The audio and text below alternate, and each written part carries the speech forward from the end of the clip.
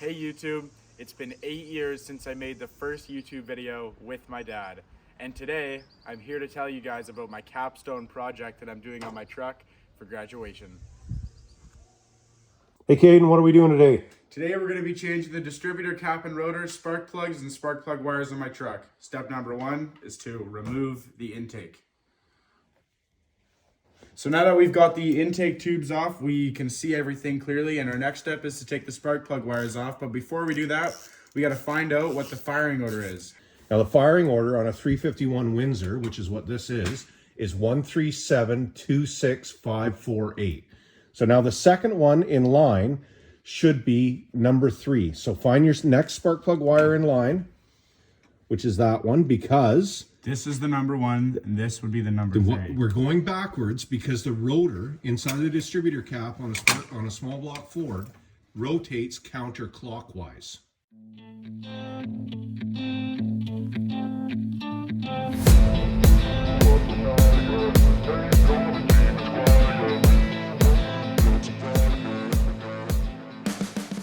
All right, now that we've got the spark plug wires off, this is the distributor cap and rotor.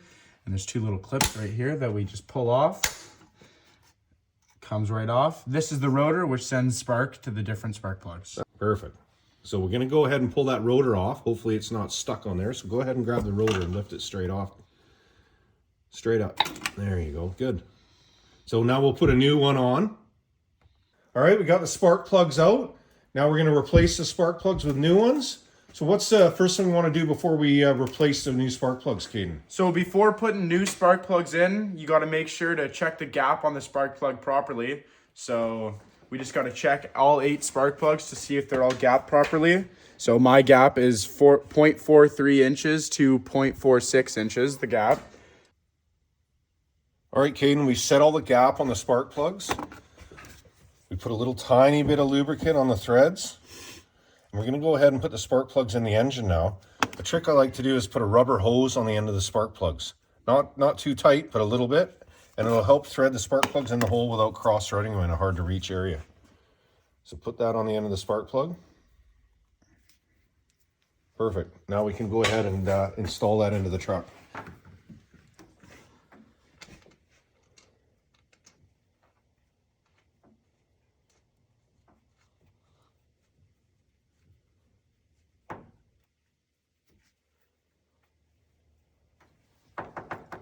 All right, so we're finished now. We've got the distributor cap and rotor on, brand new spark plug wires and spark plugs. And then we cleaned the throttle body, and then we took out fixed some vacuum lines, and then fixed some wires and some other stuff, and we're all good now. It runs like a top now. Oh yeah. All right, Caden, today on your truck, we're going to change your master cylinder and power brake booster. First thing you need to do is pull that electrical connector out for the level sensor. You got her out, good. Now we want to break the brake lines free. Yep, push it backwards, good. That's it, that's good enough for now. Now grab the other wrench, the small wrench for the back one. Okay, now you got the nuts undone. Pull the master cylinder straight off.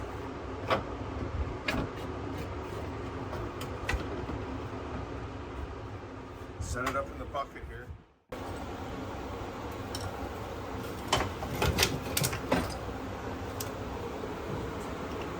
Nice.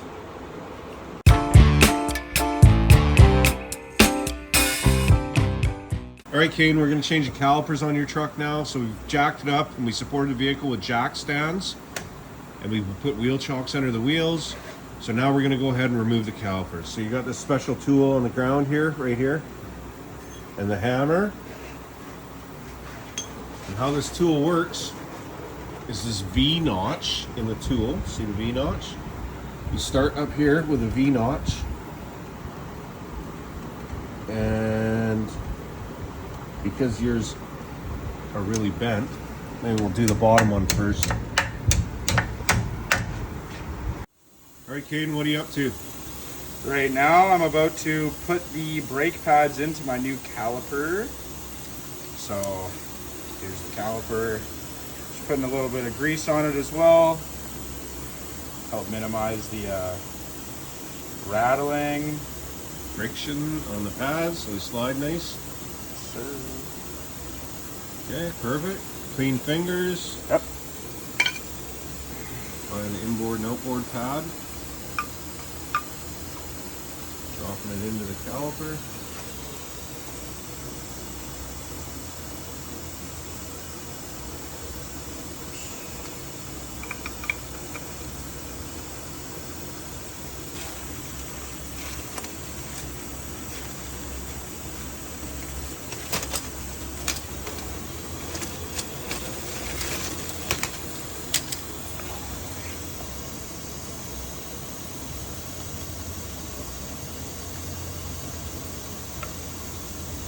That retaining spring doesn't look like it. Is that in all the way? Look at it from the back side. From here? Yep, it's in the notch. Perfect. Now, how do you know that the calipers are on the right side? How do I know that the calipers are on the correct side? Yeah. Because I matched up where the bleeder and banjo screw were on them. That's right. So basically, you always have to, when you put a caliper on, the bleeder screw has to be pointing up.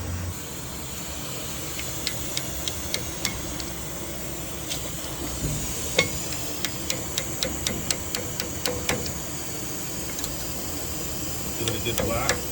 There you go. Drive her in.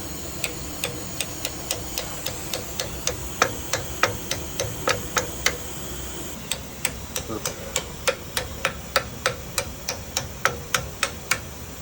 Excellent.